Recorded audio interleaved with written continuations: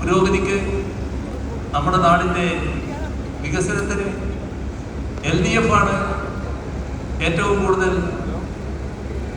സംഭാവന ചെയ്യുന്നതെന്നും LDF ആണ് അർപ്പണബോധത്തോടെ ആ കാര്യങ്ങൾ നിർവഹിക്കുന്നതെന്നും ജനങ്ങൾക്കാകെ ബോധ്യമുണ്ട്.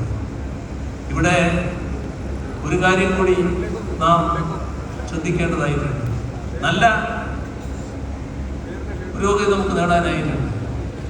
ഒരു നാടിൻ്റെ പുരോഗതി, ഒരു സംസ്ഥാനത്തിൻ്റെ പുരോഗതി സംസ്ഥാനം ഒറ്റക്ക് നേടേണ്ട ഒരു കാര്യമല്ല. നമ്മളിതൊരു ഫെഡറൽ രാജ്യമാണ്. സംസ്ഥാനവും കേന്ദ്രവും അതിൽ പങ്കുവയ്ക്കണം. നമ്മുടെ കാര്യത്തിൽ കേന്ദ്രത്തിൻ്റെ പങ്ക് എന്താണ്? അങ്ങേയറ്റം നിഷേധാത്മകമായ പങ്കാണ്. അതാണ് നമ്മുടെ നാടിൻ്റെ ദൗർഭാഗ്യകരമായ അവസ്ഥ. ഒരു നാടിൻ്റെ പുരോഗതിക്ക് ആവശ്യമായ പിന്തുണ ലഭിച്ചില്ല എന്നതാണ് നമുക്കുള്ള വേദന. ഇവിടെ ഒരുപാട് ദുരന്തങ്ങൾ നമുക്ക് ഏറ്റുവാങ്ങേണ്ടി വന്നു. 2018 മഹാപ്രളയം, തൊട്ടു പിന്നാലെ വന്ന അതിരൂക്ഷമായ കാലവർഷക്കെടുതി, അതിൽ നിന്നൊരു ശ്വാസം കഴിക്കാൻ കഴിയുന്നതിന് മുൻപ് വന്ന ലോകത്യാകെ വിറങ്ങലിപ്പിച്ച കോവിഡ് മഹാമാരി, അതിന് എല്ലാം മുൻപ് ഓഖിയും നിപ്പയും, അങ്ങനെ പലതരത്തിലുള്ള ദുരന്തങ്ങൾ. ഇതിലേതിലെങ്കിലും നമുക്ക് അർഹമായ സഹായം കേന്ദ്രത്തിൽ ലഭിച്ചു. 18 മഹാപ്രളയം നൂറ്റാണ്ടിലെ മഹാപ്രളയമായിരുന്നു. നമ്മുടെ നാടിനെ അങ്ങ് തകർത്തെറിയുകയായിരുന്നു. നമുക്ക് സഹായം വേണമായിരുന്നു, സഹായം തന്നില്ല. മറ്റ് രാജ്യങ്ങൾ സഹായിക്കാൻ തയ്യാറായി. ഞങ്ങൾ സഹായം സ്വീകരിക്കില്ല എന്ന് കേന്ദ്ര ഗവൺമെന്റ് മറുപടി പറഞ്ഞു. അത്രമാത്രം കേരളത്തോട് ഒരുതരം പ്രതികാര ബുദ്ധി, രക്ഷപ്പെടരുത് കേരളം എന്ന ചിന്ത, അതല്ലേ ഉണ്ടായത്. ഏറ്റവും ഒടുവിൽ മുണ്ടക്കൈ ചൂർമല ദുരന്തം എല്ലാവരും പ്രതീക്ഷിച്ചു കേന്ദ്ര സഹായം ലഭിക്കും. ലഭിച്ചോ? ഇല്ലല്ലോ. ഇവിടെ നമ്മുടെ ജനസംഖ്യ, രാജ്യത്തെ ജനസംഖ്യയുടെ 2.5%. നമുക്ക് കിട്ടുന്ന നികുതി വിഹിതം 1.9. ജനസംഖ്യാനുപാതികമായി നികുതി വിഹിതം കിട്ടണ്ടേ? അതിൽ വെട്ടിക്കൊന്നു. നമ്മുടെ സംസ്ഥാനത്തിന് നൽകേണ്ട കേന്ദ്ര വിഹിതത്തിൽ എല്ലാം വെട്ടിക്കൊന്നു. സംസ്ഥാനത്തിന്റെ വികസനത്തിന് വായ്പ എടുക്കേണ്ടതായിട്ട് വരും. വായ്പ എടുത്ത് ചെലവഴിക്കുന്നത് വികസന പദ്ധതികൾക്കാണ്. നമ്മുടെ വായ്പ എടുത്ത തുകകൾ ചെലവഴിച്ചത് 90%-ലധികം വികസന മൂലധന ചെലവുകൾക്കാണ്. എന്ന് പറഞ്ഞാൽ ആ പൈസ തന്നെ പിന്നീട് പൈസ ഉണ്ടാക്കും. ആ ചെലവിട്ട പൈസ വരുമാനം ഉണ്ടാക്കും. പക്ഷേ നമുക്ക് അർഹതപ്പെട്ട വായ്പ എടുക്കാൻ കഴിയുന്നില്ല. കേന്ദ്ര ഗവൺമെന്റ് പരിധി നിശ്ചയിച്ചു, ആ പരിധി വെട്ടിക്കുറച്ചു. മാത്രമല്ല, കിഫ്ബി പോലുള്ള സ്ഥാപനങ്ങൾ എടുക്കുന്ന വായ്പ സംസ്ഥാന വായ്പയെ തിരികടിച്ചു. കിഫ്ബിയെ പോലെ തന്നെയാണ് നാഷണൽ ഹൈവേ അതോറിറ്റി. അവരെടുക്കുന്ന വായ്പ കേന്ദ്ര ഗവൺമെന്റ് വായ്പയല്ല. പക്ഷെ നമ്മളത് കേന്ദ്ര ഗവൺമെന്റ് വായ്പയാണ് എന്ന നിലയിൽ കണക്കാക്കി, സംസ്ഥാന ഗവൺമെന്റ് വായ്പയാണ് എന്ന നിലയിൽ കണക്കാക്കി. അത് വെട്ടിക്കുറച്ചു. ഇങ്ങനെയുള്ള ഒരുപാട് വിവേചനങ്ങൾ നമുക്ക് അനുഭവിക്കേണ്ടി വരും.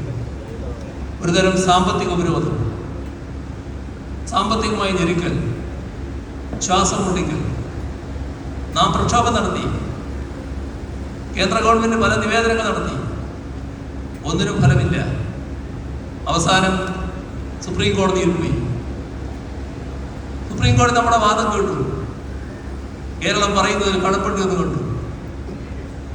ഭരണഘടനാ ബെഞ്ച് വിശദമായി പരിശോധിക്കട്ടെ എന്ന് നിർദ്ദേശിച്ചു. അപ്പോൾ ആ പരിശോധനയിലാണ്. എന്താണ് കേന്ദ്ര ഗവൺമെന്റ് ഇങ്ങനെ ഒരു നിലപാട് സ്വീകരിക്കാൻ കാരണം? ഒരു സംസ്ഥാനം എന്ന നിലയിൽ കേരളം രാജ്യത്തിന് അനുഭിമതമായ ഒരു സംസ്ഥാനമാണോ? രാജ്യത്തിന് എത്രയോ നേട്ടങ്ങൾ നൽകിയ സംഭാവന ചെയ്ത ഒരു നാടാണ് കേരളം. പിന്നെ എന്താ പ്രശ്നം? രാജ്യത്തെ കേന്ദ്രഭരണത്തിന് നേതൃത്വം കൊടുക്കുന്നത് BJP ആണ്. ആ BJPയുടെ നേതൃത്വം RSSനാണ്. RSSും BJPയും രാജ്യത്തിൻ്റെ മറ്റു ഭാഗങ്ങളിൽ കുറച്ച് വളർന്നിട്ടുണ്ട്.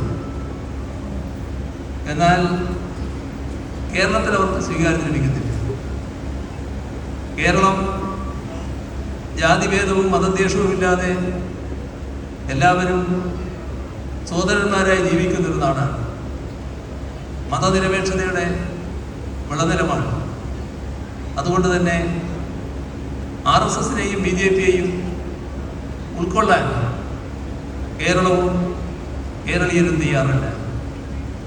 അതിനോടുള്ള വിരോധം, പക, വിദ്വേഷം, അതാണ് കേരളത്തെയും ജനങ്ങളെയും തകർക്കുന്ന നിലപാടുകളിലേക്ക് എത്തിച്ചത്. ഇത് BJPയുടെ കാര്യം. നമ്മുടെ ഇവിടുത്തെ കോൺഗ്രസും UDFും അവർക്കെന്താ പ്രശ്നം? ഈ പ്രശ്നങ്ങളൊക്കെ ഉണ്ടായ ഘട്ടത്തിൽ കേന്ദ്ര ഗവൺമെന്റ് കാണിക്കുന്ന അവഗണനയ്ക്കെതിരെ ഏതെങ്കിലും ഘട്ടത്തിൽ ശബ്ദിക്കാൻ അവർ തയ്യാറായി,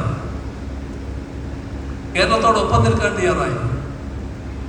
പാർലമെന്റിൽ നിരനിരയായി UDF എംപിമാരാണല്ലോ ഉണ്ടായിരുന്നത്. അവരാരെങ്കിലും കേന്ദ്രത്തോട് അരയക്ഷരം സംസാരിച്ചോ? അരുത് എന്ന് പറയാൻ തയ്യാറായോ? കേരളത്തെ തകർക്കരുത് എന്ന് പറയാൻ തയ്യാറായോ? എന്താണ് കേന്ദ്രം ആഗ്രഹിക്കും വിധം കേരളം തകരട്ടെ എന്ന വികാരത്തോടൊപ്പം നിൽക്കാൻ കാരണം? എന്തുകൊണ്ടാണ് BJPയുടെ മനസ്സിൽ നേരിയ മുഷിച്ചൽ പോലും ഉണ്ടാകരുതെന്ന നിർബന്ധം കോൺഗ്രസിനും UDFനും വന്നത്? നമ്മൾ കാണേണ്ടത് 2018 മഹാപ്രളയം. 2 വർഷം മുൻപ് ഈ കേരളം ഭരിച്ചവരല്ലേ അവര്? പലവട്ടം ഭരിച്ചവരല്ലേ? അങ്ങനത്തെ കൂട്ടരൊക്കെ BJP ചിന്തിക്കുന്ന പോലെ കേരളം തകരട്ടെ എന്ന് ചിന്തിച്ചുകൊണ്ട് BJPയോടൊപ്പം നിൽക്കാൻ കഴിയോ? നമ്മുടെ അനുഭവത്തിൽ അവർ നിന്നല്ലേ കണ്ടത്. എന്തായിരുന്നു കാരണം? LDFനോടുള്ള വിരോധം. LDFനോടുള്ള വിരോധം LDFനോട് എതിർക്കേണ്ടത് നാടിനോടും ജനങ്ങളോടുമാണോ? നാടിന്റെ വികസനത്തെ തടഞ്ഞുകൊണ്ടാണോ? പക്ഷേ അവർ നിലപാട് സ്വീകരിച്ചതാണ്. ഞങ്ങളവരെ ക്ഷണിച്ചു. കേന്ദ്രത്തിനെതിരെ പ്രക്ഷോഭത്തിന് പോകുമ്പോൾ ഞങ്ങൾ ഒറ്റക്കാവേണ്ട, ഇത് നാടിന്റെ പൊതുവായ പ്രശ്നമാണ്, നിങ്ങളും കൂടി വാ എന്നവരെ ക്ഷണിച്ചു. ഇല്ല, ഞങ്ങളില്ല എന്ന നിലപാട്. എന്താ? അത് LDFന്റെ കാര്യമായിരുന്നോ? നാടിന്റെ കാര്യമല്ലേ? ജനങ്ങളുടെ കാര്യമല്ലേ? അപ്പൊ നാം കാണേണ്ടത് BJPയും LDFും, BJPയും UDFും കോൺഗ്രസും നമ്മുടെ നാടിന്റെ കാര്യത്തിൽ സ്വീകരിച്ച സമീപനം എന്താണ്? അതിൽ വ്യക്തമാണ്.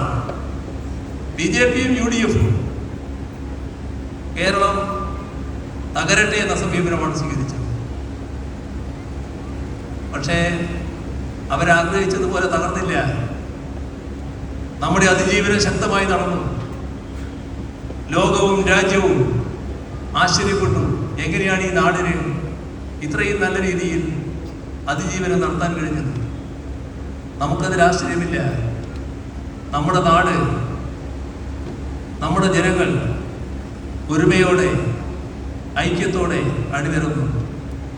ആ ഒരുമയും, നാടിൻ്റെ ഒരുമയും ജനങ്ങളുടെ ഐക്യവും, അതാണ് ഒന്നും അസാധ്യമല്ല എന്ന നില കേരളത്തിൽ ഉണ്ടാക്കിയത്.